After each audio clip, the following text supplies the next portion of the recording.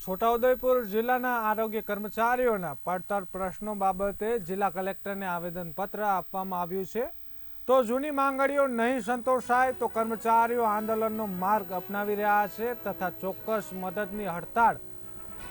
અચોક્કસ મુદતની હડતાળ પાડી છે। છોટાઉદેપુર જિલ્લાના આરોગ્ય કર્મચારી મંડળ દ્વારા પોતાની વર્ષો જૂની નાણાકીય અને વહીવટી પડતર પ્રશ્નો માટે તારીખ 7/3/2025 અને શુક્રવારથી તમામ ઓનલાઈન કામગીરી અને ઓનલાઈન ઓફલાઈન રિપોર્ટિંગનો બહિષ્કાર કર્યો છે।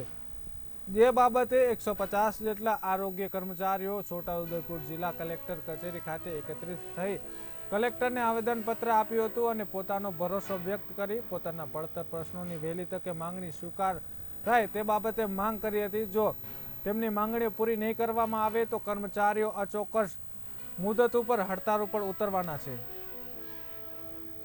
गुजरात राज्य आरोग्य कर्मचारी महासंघ गांधीनगर आदेश अन्वये आज रोज तारीख 17/3/2025 सोमवार रोज अमे छोटाउदेपुर जिला आरोग्य कर्मचारी मंडल 4 केडरना कर्मचारीओ अचोक्कस मुदतनी हड़ताल पर जई रह्या छे।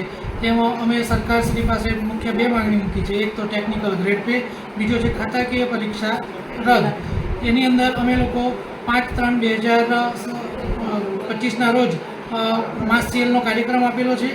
ए कार्यक्रम पूर्ण थवा छतां सरकार तरफथी कोईपण जातनी प्रतिक्रिया मळी नथी अने ए जोता तारीख 7/3/2025 रोज अमे लोको कामगीरी चालू अने रिपोर्टिंग बंध में जोड़ाया हता।